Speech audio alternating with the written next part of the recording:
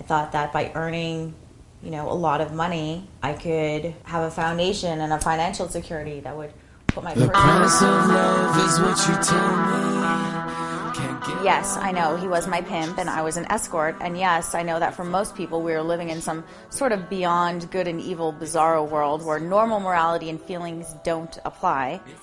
But just suspend your disbelief for a minute. It's the price of love. It's a cautionary tale about my crazy life in New York City. I had dreams and I had big goals, and I was willing to do anything to achieve them. That's really what happened.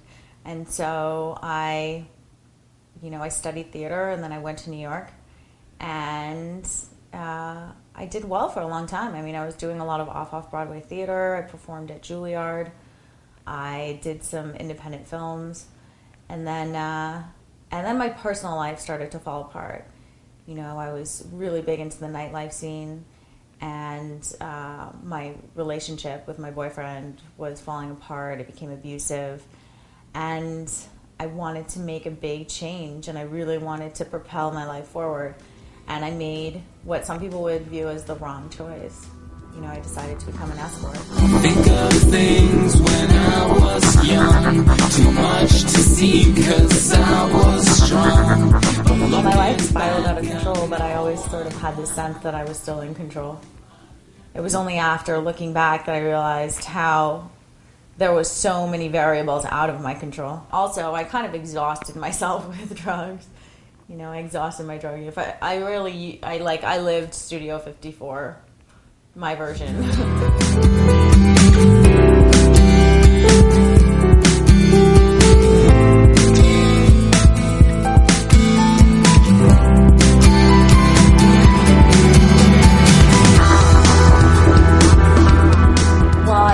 My drug habit, not by traditional means.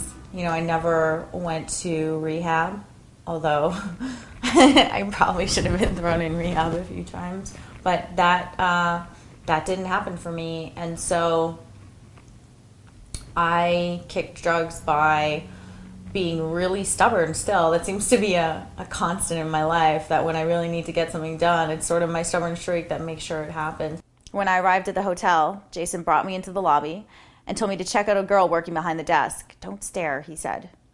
He had just given this girl, Ashley, he said her name was, one of his metal business cards, and was standing in the lobby watching her like a wolf. The cards were silver. Well, I think Spitzer brought down Spitzer. Ashley may have been the catalyst, but Spitzer brought down Spitzer. Elliot Spitzer was living a double life, and, I think, I don't think it's my place to say whether or not he should get in trouble, but I think it is pretty messed up that he's not getting charged with anything, personally. I don't hear from Ashley. Ashley and I don't communicate anymore. We were really close friends for a long time, but once I left the industry and then eventually left New York, there were a lot of people that I cut ties with and just didn't continue my friendships with.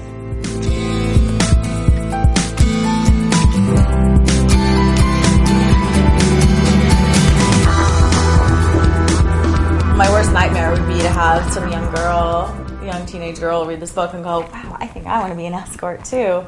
That's something that I would never want to have on my conscience. But I feel like there were some parts of the book that come off, I think, really kind of fabulous and glamorous, and especially to kind of a female reader, maybe, the shopping, the clothes, the restaurants, the clubs, all this kind of stuff. That's very superficial, but to a young girl it can kind of be alluring. But I think that I had to show what was attractive. I think post, escort industry, I really needed to rebalance my life. And coming back to Montreal is what allowed me to do that, to just refine myself. I put so much of my time and focus on everything around me, other people around me, other things around me, other places I wanted to go, things I wanted to do, and I really kind of did lose focus of who I am for a little while. And it was by coming back to Montreal and just sort of resettling that I was able to find myself again.